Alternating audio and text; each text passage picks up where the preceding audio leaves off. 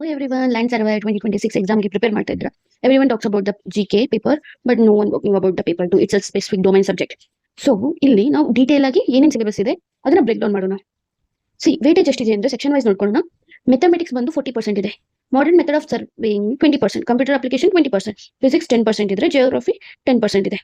So first ಒಂದು clear ಮಾಡ್ಕೊಳ್ಳಿ.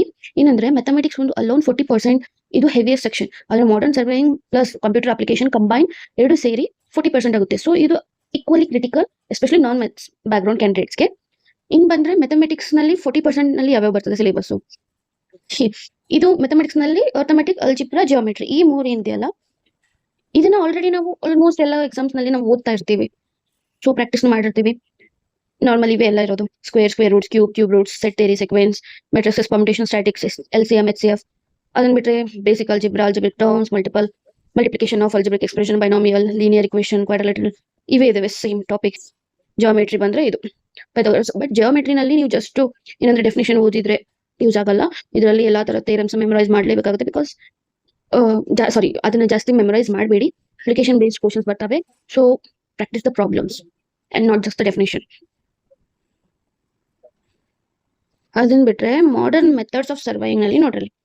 ಫೋಟೋಗ್ರಾಮೆಟ್ರಿ ಅಂದ್ರೆ ಏನು, ಏರಿಯಲ್ ಸರ್ವೆ ಅಂದ್ರೆ ಅದರ principle, method, scale of height and application. Means ಇಲ್ಲಿ ನೀವು ಪ್ರತಿಯೊಂದು ಫಾರ್ಮುಲಾ ನಿಮ್ಗೆ ಗೊತ್ತಿರಬೇಕಾಗುತ್ತೆ. If it is a rectangle you should know about the formula. If it is triangle also you should know everything. ನಿಮಗೆ formula ಅದ್ರ ಬಗ್ಗೆ ಎಲ್ಲ ಸ್ವಲ್ಪ ನಾಲೆಜ್ ಇರಬೇಕು. ಅಪ್ಲಿಕೇಶನ್ ಬೇಸ್ಡ್ ಕ್ವಶನ್ಸ್ ಕೇಳ್ತಾರೆ. ಸೊ ಇನ್ನೊಂದು ಏನಂತಂದ್ರೆ ಸ್ಯಾಟಲೈಟ್ ಇಮೇಜರಿ, ಅದ್ರ ಟೈಪ್ಸ್.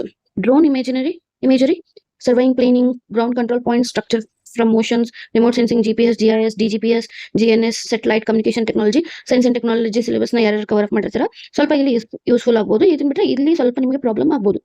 ಯಾಕಂದ್ರೆ ಇಲ್ಲಿ ಜಾಸ್ತಿ ಏನಂತಂದ್ರೆ ಸರ್ವೈಯಿಂಗ್ ಮೆಥಡ್ ಅದನ್ನ ಇಂಪ್ಲಾಂಟ್ ಮಾಡ್ಬೇಕು. ನೋಡಿ, GPS, DGPS ಮತ್ತು GNSS, RTK, CORS ಇದ್ರದ್ದು ಆಕ್ಚುಲಿ ಕೇಳೋದಕ್ಕೆ ಈಸಿ ಅನ್ಸುತ್ತೆ, ಬಟ್ ಕನ್ಫ್ಯೂಸ್ ಆಗ್ತದೆ. ಸೊ ಡೆಫಿನೇಷನ್ಸ್ ಎಲ್ಲ ಪ್ರಾಪರ್ ಆಗಿ ಹ್ಯಾಡ್ ಮಾಡಿ. ಮತ್ತೆ ಕಂಪ್ಯೂಟರ್ ಅಪ್ಲಿಕೇಶನ್ ಅಲ್ಲಿ ನಾವು ಆಲ್ಮೋಸ್ಟ್ ಎಲ್ಲ ಯಾವ್ಯಾವ ಗೌರ್ಮೆಂಟ್ ಎಕ್ಸಾಮ್ ಬಂದ್ರು ಇದನ್ನ ಪ್ರಿಪೇರ್ ಆಗಿರ್ತೀವಿ ಕರ್ನಾಟಕದಲ್ಲಿ.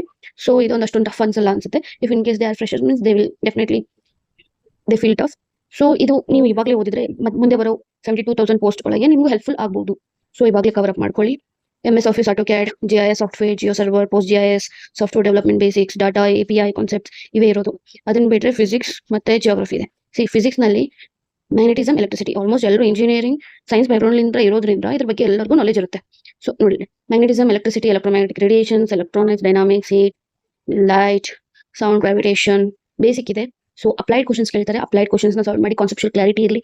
ದ ಅರ್ತ್, ಲಿಥೋಸ್ಫಿಯರ್, ಮ್ಯಾಪ್ಸ್ ಇಲ್ಲಿ ಎಲ್ಲಾನು ಆಲ್ಮೋಸ್ಟ್ ಫಿಸಿಕ್ಸ್ ಅಂದ್ರೆ ನಾರ್ಮಲ್, ಯಾಕಂದ್ರೆ ಎಲ್ಲರಿಗೂ ನಾವು ಕಲ್ತಿರೋದೆ. ಕಂಪ್ಯೂಟರ್ ಅಪ್ಲಿಕೇಶನ್ ಈ ಮೂರನ್ನು ಸ್ಪೆಸಿಫಿಕ್ ಪೇಪರ್ ನಲ್ಲಿ ನಾವು ರೆಡಿ ಮಾಡ್ಕೋಬೇಕಾಗುತ್ತೆ. ಅದನ್ನ ಬಿಟ್ರೆ ಮತ್ತೆ ಏನು ಇಲ್ಲ. ಸ್ಪೆಸಿಫಿಕ್ ಪೇಪರ್ ನಲ್ಲಿ ನೀವು ಫಸ್ಟ್ ಮ್ಯಾಥಮೆಟಿಕ್ಸ್ ನ ಕವರ್ ಅಪ್ ಮಾಡ್ಕೊಳ್ಳಿ. ಯಾಕಂದ್ರೆ ಹೈ ವೇಟೇಜ್ ಇರೋದ್ರಿಂದ ಅದು ಕವರ್ ಅಪ್ ಆಗೋಗ್ಬಿಡ್ತದ.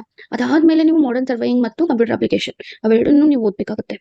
ಈ ಸಿಲೆಬಸ್ ನಿಮಗೆ ಡಿಕೋಡ್ ಆಗಿದ್ರೆ ಹೆಲ್ಪ್ಫುಲ್ ಆಯ್ತು ಅಂದ್ರೆ ಲೈಕ್ ಮಾಡಿ, ಸಬ್ಸ್ಕ್ರೈಬ್ ಮಾಡಿ. ನೆಕ್ಸ್ಟ್ ವಿಡಿಯೋನಲ್ಲಿ ಪೇಪರ್ 1 GK ಬ್ರೇಕ್ ಡೌನ್ ಮಾಡ್ತೀನಿ. ಬೆಲ್ ಐಕಾನ್ ಪ್ರೆಸ್ ಮಾಡಿ, ಮಿಸ್ ಆಗಬೇಡಿ. Thank you for watching.